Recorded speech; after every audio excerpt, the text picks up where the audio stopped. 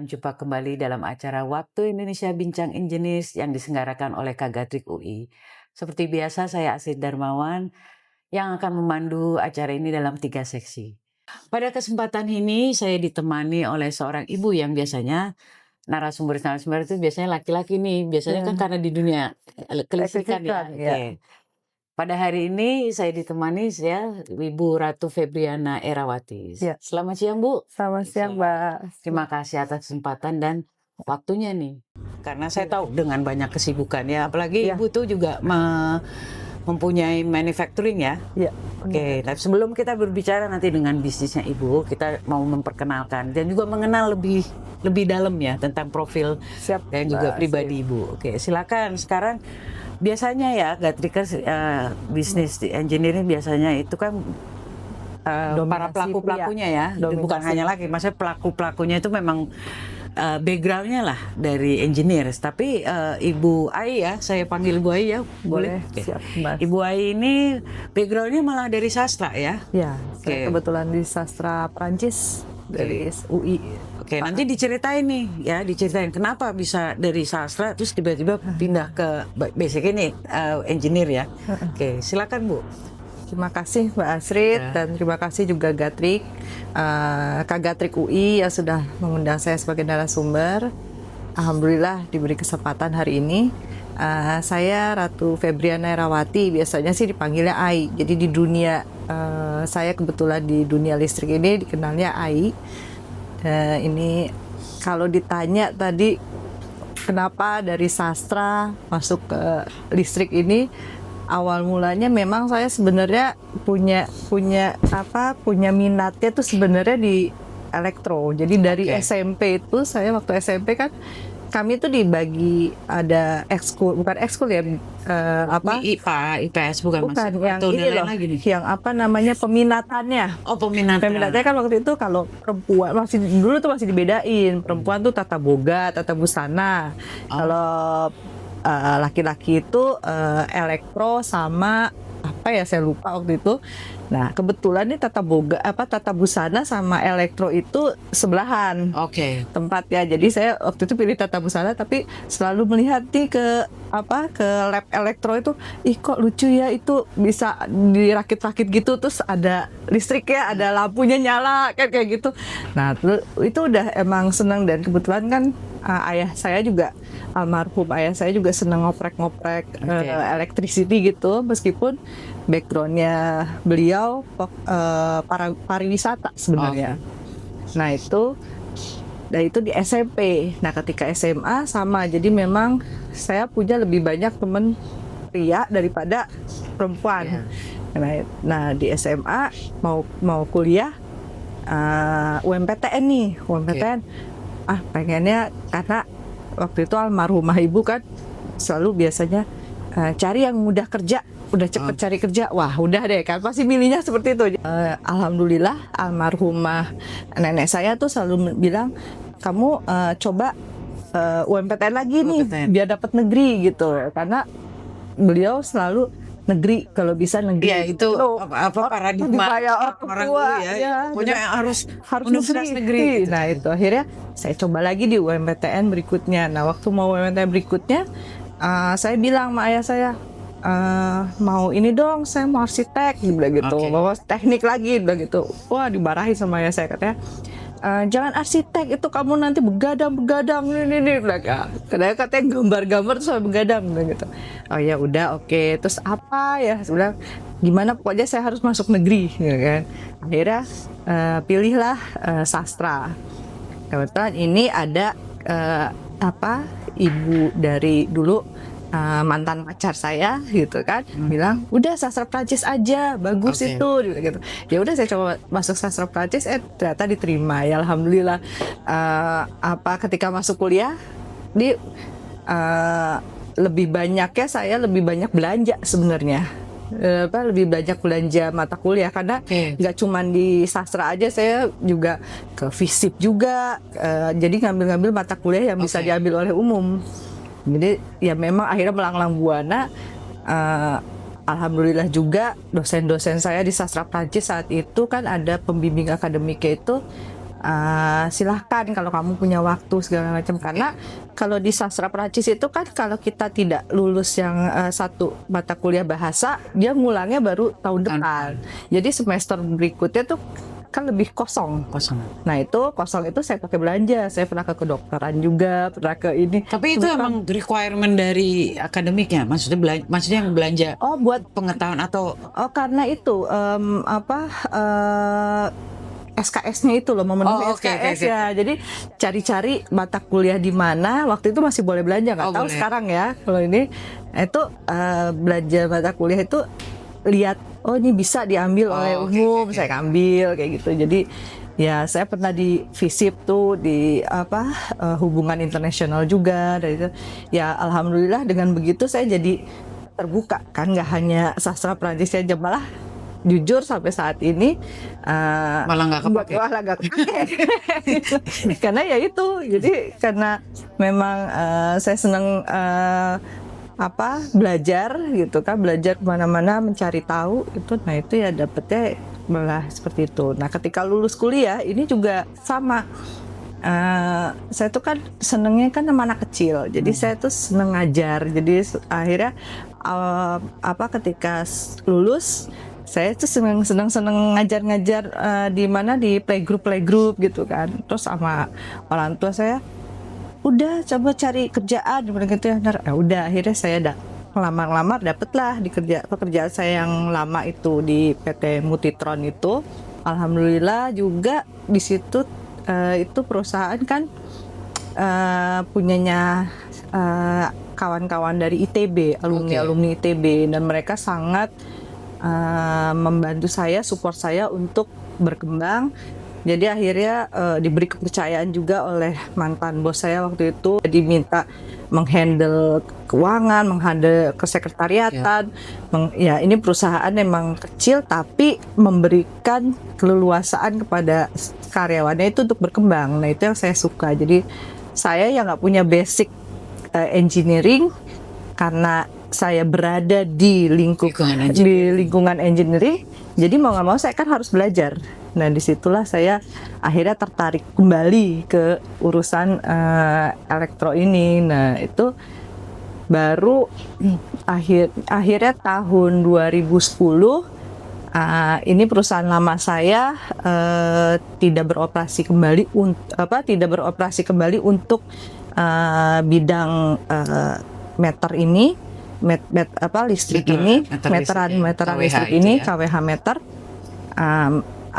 Dari suppliernya saya ini, prinsipalnya kan di Singapura, itu mengajak saya, dibilang mau nggak kita bikin, kamu yang handle, bilang gitu. Oke, kita bikin.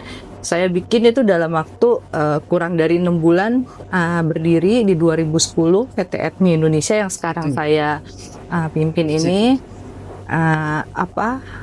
Dan pada 2010, lalu 2013 itu mulai ada peraturan atau regulasi dari pemerintah mengenai lokal konten. Nah disitulah jadi kami kesempatan ini ya, kesempatan itu. Jadi kami waktu itu diminta oleh PLN, kebetulan produk yang kami produksi itu kan lokal kontennya besar ya? Bukan lokal konten, maksudnya itu memang buat PLN, dan PLN mau memberlakukan TKDN itu. Jadi akhirnya 2013 itu kami bikin pabrik. Hanya saja karena ini produknya itu belum terbiasa di Indonesia ada, kami bikin jadi kayak anak perusahaan. Jadi anak perusahaan ini khusus untuk produksi. Ya, yang sekarang yang utamanya itu adalah di distributornya. Nah, karena kalau udah produksi kan sebenarnya aturannya saya juga kurang paham ya, kalau yang aturan sekarang masih dibolehkan atau tidak. Tapi kalau dulu itu tidak dibolehkan untuk import produk jadi. Jadi harus manufacture manufacture itu produk material. Jadi raw material diproduksi baru bisa dijual. Nah inilah makanya ada dua perusahaan. Jadi perusahaan induk sama anak perusahaannya itu. Yang distributor dan yang ini manufacturingnya. Nah ini ya alhamdulillah sekarang udah berapa tahun ya, 2000. Tadi 13 kan? Iya 2013, kalau pabriknya 2013 berarti Oke, udah oke. 12 tahun. Tapi kalau yang distributornya itu udah 15 tahun ya, dan gitu. Jadi memang awalnya dari situ saya sendiri karena memang ininya di PLN, kliennya customernya itulah PLN. Ya memang lebih sering berhubungan dengan orang-orang PLN. Mereka tuh selalu dulu mengencourage saya, dibilang ada salah satu kawan di PLN itu yang selalu mengencourage saya, dibilang kamu tuh jualan produk, kamu dari sastra, kamu harus memahami produk itu. Nah itu yang selalu saya pegang, makanya selalu saya melihat bahwa apa yang saya lakukan itu saya harus paham benar, dan disitulah saya akhirnya belajar, dan beliau alhamdulillah mau membantu saya belajar bahwa oh ini tuh ini kayak komponen tuh, oh ini relay ini itu, jadi ini speknya harus begini gitu. Dan disitulah saya paham mengenai itu. Bahkan sering oleh beliau, kamu harus turun ke lapangan, bantu kawan-kawan, jadi kamu tahu masalah di lapangan itu seperti apa. Nah itu ya saya dulu ada padahal kompetitor, waktu itu ada kompetitor, tapi kami sering ke lapangan bareng, saya numpang. Ayo dong, saya mau install meter nih di sini, saya mau setting meter di sini, ikut dong. Ayo bareng Mbak, dia bilang gitu dulu. Ya, jadi gitu. Tapi kalau saya memang seperti itu ya, bahwa buat saya tidak ada musuh gitu kan. Kompetitor itu bahwa tidak ada musuh, semua itu kawan. Mereka mau menganggap saya musuh itu urusan mereka, saya kan nggak bisa ngatur itu. Jadi ya saya selalu menjalin hubungan baik dengan kompetitor, dan terjun ke lapangan langsung itu. Jadi makanya saya tuh, nah di 2015 saya dipanggil oleh kawan-kawan dari UI lagi kan, terutama dari kawan-kawan Kagatrik ini, dibilang, Ai, kamu kan UI, kenapa sih kok malah barengnya sama ITB terus? Ayolah masuk, dicemplungin lah dari Kagatrik ini, dibilang gitu. Makin paham kan, jadi saya, oh ini kayak gitu. Nah itulah Mbak, makanya kalau dibilang sastra, kenapa teknik ya, emang dari awal juga emang senengnya itu. Saya lebih seneng belanja ke dulu, kalau maaf menyebut merek gitu Kak, menyebut toko S-Hardware daripada ke Metro atau apa gitu. Iya, pernak-pernik gitu ya. Pernak-pernik kan lucu, jadi selalu beli aja kecil-kecil, taruh di rumah terus ngoprek atau apa. Oke, terima kasih ya, kita di-share juga karena untuk memberikan juga pandangan ya, dan juga masukan kepada generasi muda. Jadi nggak usah, maksudnya belum tentu ya di kemudian kita mungkin belajar suatu mata pelajaran atau memilih pelajaran tertentu ya, mata pelajaran atau fakultas tertentu, ternyata bisa end up-nya nanti ya pada akhirnya dengan berjalannya waktu bisa tiba-tiba kita switch ya kan. Tapi kan dari pengalaman yang baik bahwa yang penting kita tuh tetap mau belajar. Walaupun kita bukan berasal dari bidang yang itu, tapi yang namanya pengetahuan itu pasti bisa dipelajari ya. Dan kita kan memang mesti membuka wawasan juga. Jadi tidak hanya A aja atau apa. Ya, soalnya kan kita tidak tahu ke depannya hidup kita ya. Jadi dengan kita membuka wawasan ya kan, sebenarnya membuka opportunity yang lebih besar ya kan. Jadi kita bisa milih-milih, karena kalau cuman fokus ya itu kan jadi sempit ya kesempatan. Yang penting sama ini, mungkin kalau saya lebih senang, bahkan anak saya pun saya suruh banyak berorganisasi, banyak ya cuma nongkrong aja. Saya dulu kan kebetulan di UI, saya di sastra gitu, saya sering duduk aja di satu sisi, ngeliatin aja orang, terus ini mereka ada yang main kartu, ada yang tapi kita nggak maksudnya jangan memusuhi, itu bukan ini, enggak, kita duduk aja, kita lihat, kita nanti bukan networking gitu, iya, membangun networking juga, tapi lebih pada kita memahami bahwa ada dunia lain di luar dunia kita yang kita sendiri itu. Kalau saya sih lebih ke situ Mbak. Itu bikin kita belajar juga Mbak. Oke, sekarang kita masuk lebih kepada bisnisnya Mbak. Mungkin tadi ya ada mungkin tentang produknya ya. Mungkin apakah ada inovasi yang baru yang waktu itu diimplement ke dalam produk meteran itu ya PLN itu atau Jadi hanya melanjutkan produksi dari perusahaan yang jadi begini, memang kalau di Indonesia sendiri itu kalau kami kan meter itu KWH meter udah lebih ke digital ya, elektronik atau digital. Nah, dulu itu PLN itu masih mekanik meternya. Nah, pada suatu saat saya pernah mengajak beberapa kawan PLN itu ke Vietnam. Oke. Nah, di Vietnam mereka melihat, loh di sini kok udah pakai digital, elektronik. Wah, di Indonesia ini masih pakai mekanik. Saya padas-padasin, saya bilang, iya loh Pak, dulu gitu. Masa sih ketinggalan dari Vietnam, saya bilang gitu kan. Terus akhirnya dari situlah mulai itu 2004 tuh mulailah PLN transformasi mulai terhadap teknologinya. Meskipun di 2002 kita udah mulai mencoba, tapi hanya di beberapa PLN dan itu bentuknya hanya satu karena mereka masih PLN itu kan punya standar sendiri ya dan mereka masih pakai standar mekanik kan. Tapi ada beberapa kawan saat itu yang menjabat jadi GM itu berani mengambil resiko menggunakan KWH meter digital ini karena dulu memang harganya juga mahal dibandingkan yang mekanik. Tapi mungkin manfaatnya atau keuntungannya dengan beralih dari mekanik ke yang pasti digital itu? Beralih ke digital itu salah satunya akurasinya lebih baik. Dan sama ininya yang terpenting sih memang akurasi karena memang itu dan banyak fitur yang bisa dimanfaatkan oleh PLN. Jadi kayak dulu kan mungkin hanya berapa penggunaan KWH meter. Kalau mekanik kan hanya seperti itu. Tapi kalau dengan digital kan kita bisa melihat ada load profile-nya, ada usage-nya EOB-nya. Jadi datanya bisa diolah bisa diolah itu. Dulu itu seperti itu. Jadi kalau dulu benar-benar karena mekanik ya akhirnya data yang mereka hanya penggunaannya aja usage. Dan itu pun juga cara nyatetnya mungkin masih pakai harus ke ini. Nah, kalau sekarang mungkin dari luar aja ya. Sebenarnya udah bisa dari luar. Kalau dulu harusnya kan tinggal ditembak dari luar aja. Kalau kami kan sebenarnya awalnya produksinya yang 3 fase. 3 fase ini lebih untuk industrial. Jadi lebih industrial, bisnis. Jadi untuk gedung-gedung kayak ruko, gedung terus pabrik gitu.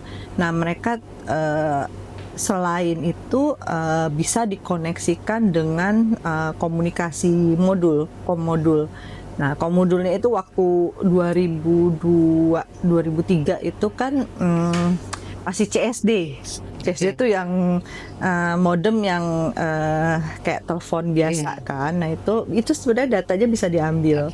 Jadi memang akhirnya PLN baru merasakan manfaatnya, nggak hanya itu dan tidak perlu ada terlalu banyak orang datang yang ini. Cuman kan kita juga jangan sampai benar-benar dikurangin nih SDM kan, karena Indonesia juga kelebihan SDM yang mereka butuh kerja. Itu yang dulu dari CSD, terus GSM, GPRS, dan sekarang 4G, bahkan sekarang udah mau yang itu masih di 3 fase ya, di 3 fase. Sekarang itu yang 1 fase PLN juga mulai menggunakan komunikasi. Inilah inovasi, bukan inovasi sebenarnya, di luar itu udah dipakai, hanya di Indonesia baru diadopt gitu. Transformasi lah ya. Kalau di Indonesia dia studi banding ke luar, dilihat oh ini kenapa baru dipakai di sini. Nah, ini yang mulai berkembang lah di Indonesia itu meter menggunakan komunikasi itu. Jadi kalau sekarang tahap awal kalau ya kan itu sebagai supply data ya terhadap mungkin untuk efisiensi distribusi nanti di PLN. Baik, dari segi perubahan teknologi ya yang tadinya mekanik menjadi digital itu kira-kira keuntungan apa ya yang bisa didapat baik dari pihak PLN juga mungkin juga untuk nanti untuk para pengguna PLN itu ya. Ya, jadi sebenarnya kalau dari sisi keuntungan itu PLN jadi pertama tidak ada lagi kesalahan dalam mencatat meternya. Kesalahan human error tapi kan. Ya, human error itu karena meter yang sudah dilengkapi oleh komunikasi dan lebih akurat, atau karena digital itu kan biasanya lebih akurat ya. Nah ini bisa ditarik secara langsung, jadi real time-nya itu.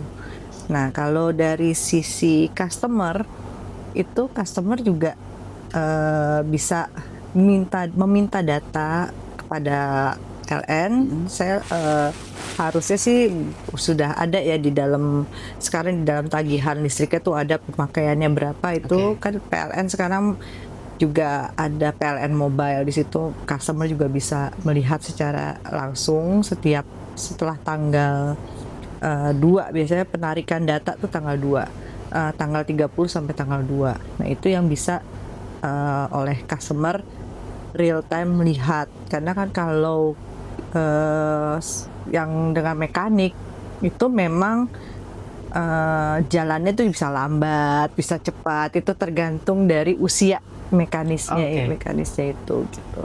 Kalau kita bicara dari sisi lokasi misalnya, hubungan dengan lokasi misalnya di pedalaman itu selama ini kalau kita bicara mekanik apakah itu banyak kendala apa? Ya kalau mekanik kan ya itu akhirnya kan dari sisi PLN-nya sendiri ya pastinya harus taruh orang kan untuk mencatat meter itu kalau masih pakai mekanik, dan itu biasanya kan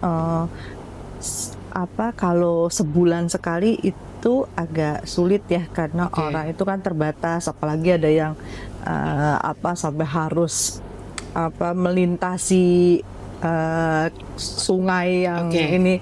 Nah kalau pakai yang udah pakai digital dan pakai komunikasi itu kan selama di sana ada sinyal, dan saya rasa sinyal komunikasi itu sudah banyak ya, sudah sampai ke daerah pedalaman juga sudah ada, selama ada BTS-nya telco provider.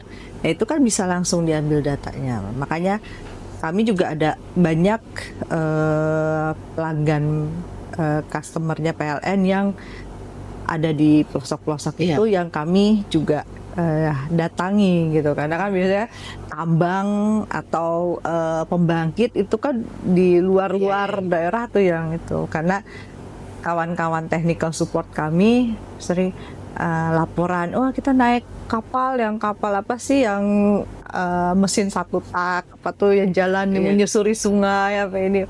Nah itu yang kita kita lakukan technical supportnya sampai seperti itu. Jadi pemasangannya memang kami punya produk itu sudah terdistribusi dari timur sampai barat Indonesia. Jadi kalau udah ditanya PLN ya, hampir semua PLN tuh menggunakan meter kami. Memang kami bukan yang untuk customer residensial ya saat ini, masih yang untuk yang 3 fase itu, industri ke komersial, bisnis, and industrial sih sebenarnya. Jadi keterlibatan perusahaannya Mbak ini, jadi bukan hanya, jadi keterlibatannya apakah hanya mensuplai produknya atau KWH-nya ke PLN, terus nanti yang masang PLN, atau sampai supporting nantinya sampai pasca ini penjualan. Jadi kalau produknya sendiri itu dari PLN itu supply only. Tapi kan kami harus menjamin garansi selama minimal 5 tahun. Nah itu ya selama 5 tahun itu segala technical support, kalau misalnya ada masalah di lapangan ya kami harus support. Yang tadi yang masang juga kan? Iya, yang masang kami melakukan supervisi, karena yang memasang tuh PLN. Biasanya kami diminta untuk supervisi. Jadi supervisi, terus maintenance ya itu sama. Kalau ini sering nih kejadian, kami diminta untuk menjadi saksi ahli kalau ada pelanggaran atau P2TL kalau di PLN. Jadi meter itu ternyata dimainin. Wah itu emang Indonesia itu begitu pintar untuk curang otak-atik itu tiba-tiba dipasang. Nah, begitu buka meternya loh, kok ada alat tambahan apa gitu, Penghemat ya. ya penghemat atau apalah ya namanya itu. Nah itu yang terjadi kalau dulu masih jadi. Dan PLN ini kan setiap 5 tahun ya, sebelum 5 tahun itu mereka melakukan evaluasi lalu merevisi standarnya. Jadi dulu sering kecurangannya tuh kayak dikasih magnetic temper itu kan. Nah, itu terus akhirnya dibuat ditambahkan standarnya meter itu harus tahan terhadap magnet berapa gitu. Nah, itu ya. Jadi karena belajar dari situ dari pengalaman. Jadi ada dulu meter sering mati karena banyak semut di dalamnya. Terus dibuatlah tambahan adendum standarnya harus menggunakan sealing di ininya di apa? Atau rumah ya, atau ditambahin rumah ya. Oh, kalau rumah malah sebenarnya kalau meternya nggak rumah dari si alat itu supaya tadi anti. Oh, jadi yang dilakukan spray jadi ya. spray anti semut di komponen ya, Mbak. Terus sama ini apa? Mereka pakai ultrasonic welding, jadi nggak bisa nggak ada celah lah gitu, IP-nya juga ditinggiin kayak gitu. Ada kalibrasi periodik nggak juga? Kalau itu kan kebijakannya PLN ya, Mbak. Cuman kan memang sebenarnya kalau umur makanya saya tuh sempat di grup itu kan Kagatrik itu membicarakan mengenai metrologi gitu. Setahu saya metrologi itu 10 tahun 8 atau 10 tahun sekali itu harus dikalibrasi ulang. Nah, ini tergantung dari kebijakan PLN-nya apakah itu melakukan kalibrasi ulang atau mereka renew meternya, karena memang kan namanya teknologi itu dinamis cepat berubah. Nah ini akhirnya PLN makanya setiap 5 tahun sekali itu kan dilakukan namanya renewal type testnya, pengujiannya. Nah itu kalau ada perubahan ya kita ngikutin perubahan. Nah ini biasanya diimplementasikannya setelah 5 tahun kemudian gitu loh, Mbak. Nah itu ada cerita yang seru nggak ya di dalam pengalaman? Oh ya, kebetulan kan kami juga nggak hanya produksi KWH meter, Mbak. Jadi kami juga produksi ada modem. Nah ini beberapa waktu yang lalu nih, baru tahun lalu modem kami ini kan harus di-upgrade. Yang sudah terpasang di lapangan nih, di-upgrade. Nah itu karena keterbatasan dari PLN-nya sendiri, dari kawan-kawan PLN, akhirnya kami terjun langsung melakukan upgrade itu, termasuk saya, Mbak, karena ternyata di lapangan itu customer itu selalu mengeluh, kok datang lagi, kok kembali lagi, diganti lagi. Nah itu menjadikan menimbulkan pertanyaan. Nah ini biasanya dari kawan-kawan teknik, Mbak ini kayaknya harus pendekatan personal atau apa. Akhirnya saya turun langsung karena saya datengin tuh customer satu-satu, menjelaskan, minta izin, lakukan upgrade, modemnya diganti atau SIM cardnya diganti atau di setting ulang di lapangan itu. Nah pernah saya satu hari itu, Mbak, ada customer ini meter, ada rumah kosong, serem banget kan gitu. Saya mau masuk aja udah nggak berani. Tapi saya bingung, kenapa ini rumah kosong dipasangin meter gitu loh? Siapa yang pakai kan listriknya? Jadi, nah di situ lah saya bilang ditawarin sama orangnya, masuk Mbak ini. Enggak deh, saya nggak berani. Nah itu yang lebih banyak sebenarnya kawan-kawan technical support ini yang begitu di sana. Iya merinding di sana ya, karena memang rumah kosong terus banyak pohon-pohon tinggi. Saya juga nggak habis pikir ini kenapa PLN rumah kosong tuh dikasih meter, rumah yang saya rasa juga nggak ada itu ya, nggak ada kegiatan gitu kan. Terus juga ada pernah ya nggak dibukain pintu, waduh ya udah. Jadi saya akhirnya dari situ, karena saya pernah terjun langsung, jadi saya memahami kenapa sulitnya dari kawan-kawan PLN ini melakukan maintenance di lapangan. Sehingga saya rasa saya sempat sampaikan juga kepada para petinggi PLN, melihat kondisi lapangan seperti itu memang sudah waktunya nih PLN mengganti meter memang yang remotely gitu loh, maksudnya yang bisa remote reading. Kenapa? Karena kalau didatengin satu-satu ya itu merasa terganggu.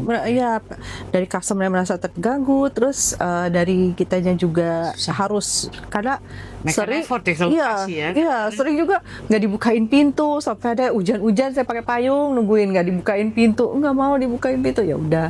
Jadi itu Mbak, makanya saya akhirnya kan kalau kita nggak ke lapangan, nggak turun langsung ke lapangan, kita kan nggak tahu kondisi di lapangan. Jadi disitulah saya akhirnya memahami why kenapa PLN ekstra, terutama yang di lapangan untuk kerja seperti itu.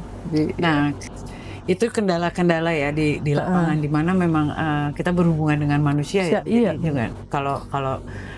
Kalau Medan mungkin ya karena tadi lokasi lotus, tapi manusianya yang lebih ruwet ya. Benar, jadi mungkin itulah kadang-kadang dengan perempuan lebih bisa cair. Iya, benar itu. Dan juga mungkin Mbak Ai itu kan juga dari backgroundnya sastra ya, mungkin lebih baik dalam berbahasa ya. Kalau orang-orang teknik itu kan lebih straightforward ya. Iya, biasanya udah, Mbak ini nggak mau orangnya, bisa nggak tolongin? Oke, saya turun di sekretariat. Jadi mungkin lebih luas ya dalam menghadapi nanti manusia-manusianya. Iya. Kalau orang-orang teknik kan biasa dengan mesin-mesin ya. Mungkin agak lebih resistannya cepat lah. Kalau saya kan emang nggak karena memang saya juga senang, maksudnya dikasih challenge untuk ini ya saya ikutin gitu kan.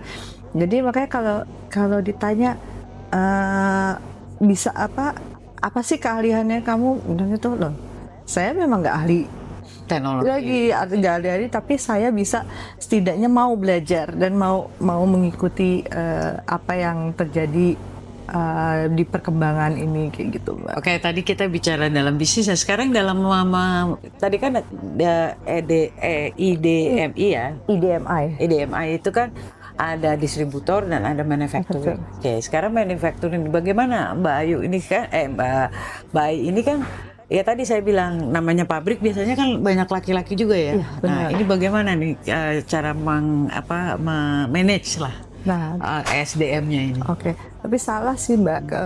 Memang pabrik itu mungkin laki-laki, tapi kalau untuk yang elektronik itu lebih banyak perempuan. Nah, kenapa? Karena mereka lebih teliti. Karena ini kan dia bagaimana mengassembly komponen-komponen yang kecil-kecil, dan perempuan itu lebih teliti, lebih detail. Mungkin lebih kecil juga. Iya, mungkin lebih kecil juga. Bisa jadi lebih kecil juga, tapi setidaknya mereka jadi lebih. Ternyata di manufakturnya Mbak Ai itu lebih banyak perempuan. Jadi perempuan yang laki-laki ini lebih pada supervisornya sih sebenarnya. Jadi kalau yang pekerjanya tuh, tapi kan sekarang sudah robotik ya, sudah ada, maksudnya sudah banyak menggunakan mesin atau apa. Jadi perempuan itu yang karyawan perempuan tuh lebih pada untuk memastikan bahwa ini memang sudah quality control. Lebih di quality control. Jadi supervisi lagi nanti. Enggak sih, supervisinya kan yang di atas kayaknya kayak mandornya gitu loh. Nah, ini ke depannya nih ya, kita kan ya namanya teknologi kan selalu lebih dinamis ya, apalagi dengan sekarang ada AI, ada segala macam, robotik juga semakin. Nah, ini tantangannya Mbak nih dalam kita bicara untuk memaintain lah ya kepegawaian ini, gimana kita kan ya kan at the end of the day ya kan istilahnya kan kita harus memberikan lapangan kerja. Nah, ini tantangannya manufacturnya Mbak ini bagaimana nih? Nah, itu kalau saya memang di pabrik ini, industri yang saya ini sebenarnya nggak terlalu banyak tenaga kerja, karena memang itu kan lebih pada motorized ya, jadi lebih pada bagaimana robotik gitunya, itu mesin, semuanya pakai mesin karena dia melakukan ini. Jadi memang kalau untuk yang SDM itu lebih pada ya tadi saya makan lebih pada quality control, terus sama assembling komponen-komponen yang besar, karena komponen kecil kan sekarang udah pada melalui mesin gitu. Nah, jadi tantangan sendiri nih nanti. Iya, jadi memang itu, dan Yang kami lakukan salah satunya di pabrik itu melakukan shift. Jadi agar semua mempunyai kesempatan yang sama itu ya kayak 6 bulan sekali di rolling gitu. Oh, oke. Jadi mereka punya kesempatan yang sama terus di rolling posisinya gitu. Kalau kita lihat dari future ke depan dari bisnis ini bagaimana? Kalau bisnis ini kan sebenarnya nih problemnya adalah penggunanya tuh cuma satu, Mbak, PLN. Oke. Nah, PLN ini tergantung mereka kebijakannya. Nah, dan tentunya anggaran dari pemerintah ya, Mbak, bilang gitu. Karena kalau mereka nggak dapat anggaran, mereka nggak akan beli produk kami. Itu yang baru ya. Nah, yang Kayak aja yang udah ada gitu. itu iya, ada kalau yang bahkan kadang-kadang ada juga, Mbak, yang aduh kita nggak dapat anggaran nih dari pusat. Jadi kami lakukan mereka minta tolong dibersihin lagi, Mbak, juga gitu meternya terus dikalibrasi ulang. Jadi cuman itu dipasang lagi karena katanya mereka kita nggak dapat anggaran untuk beli baru. Cuman kan saya sampaikan bahwa kalau memang modelnya seperti itu juga akan mempersulit PLN sendiri. Kenapa? Karena kan akurasinya berubah. Kan belum tentu akurat ya untuk pencatatan meternya. Jadi apa sih ruginya investasi yang sama tapi untuk 5 tahun atau 10 tahun berikutnya? Karena kan usia meter itu apalagi sekarang dengan standar yang ada, dia harus ada aging test itu harus bisa mencapai usia 15 tahun untuk produk itu. Jadi 10 tahun itu kan sesuai standarnya metrologi. Nanti 5 tahunnya lagi yaitu buat transisi. Kalau misalnya mereka PLN tuh harus renewal. Nah, kalau untuk tantangannya ya berarti saat ini kami melakukan pertama inovasi. Jadi kami menawarkan ke PLN apa yang bisa diambil manfaatnya selain yang biasa, fungsi-fungsi biasanya. Makanya sekarang di PLN juga ada namanya Beyond KWH. Jadi ada yang meter ditambahin wifi, meter ditambahin ini. Jadi maksudnya ketika dipasang di pelanggan itu bisa jadi wifi router juga itu ada. Cuman saya bilang itu memang akhirnya akan mahal, tapi ya memang itu inovasi sebenarnya dari situ. Nah, kalau ke dalam, kalau keluar ya kita mencari pasar ekspor.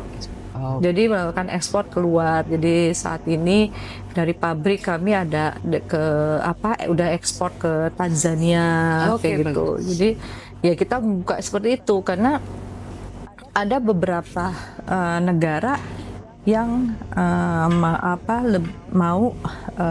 tidak mau produk made in China. Nah, kalau Indonesia masih kayak gitu. Nah, itu yang kita mencari pasar di tempat lain sih, Mbak. Ya, jadi sebenarnya satu pintu tertutup bisa insya Allah bisa ada ya. Tinggal kita mencari opportunity ya, pasar di tempat lain.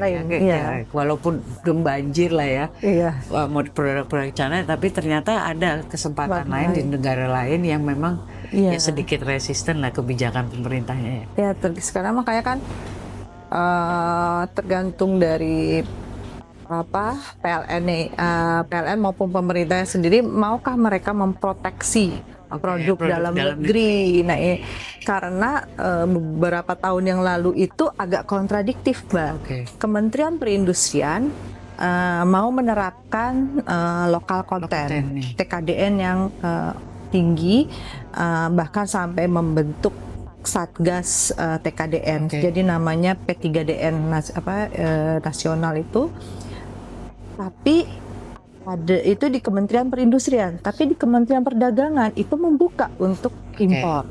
Nah, makanya ini yang kayaknya harus mereka harus sepemahaman dulu bahwa mereka harus memproteksi produk dalam negeri. Tapi sejauh kondisi ini maksudnya usaha pabriknya Mbak masih berjalan? Ya, alhamdulillah sih, maksudnya ya memang ya, itu kayak memang isu-isu yang terjadi lah di setiap biasalah nanti di setiap pergantian.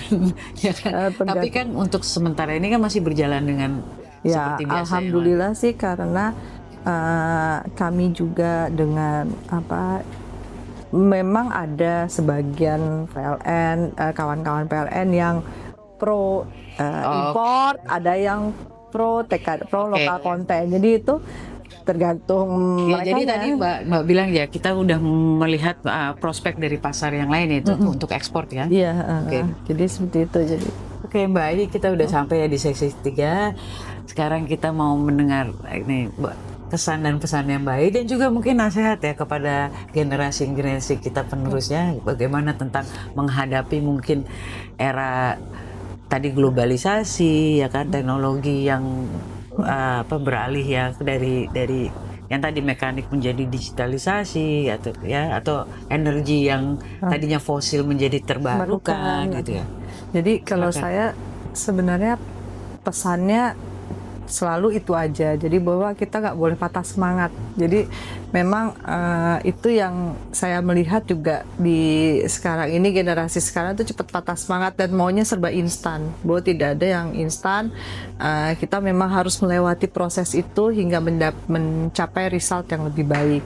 Itu lalu juga jangan paku hanya fokus pada tertentu, bahwa kita harus bisa membuka ya harus bisa membuka mata, membuka wawasan bahwa ada yang lain yang bisa kita kondisikan untuk membantu kita menjalani hidup.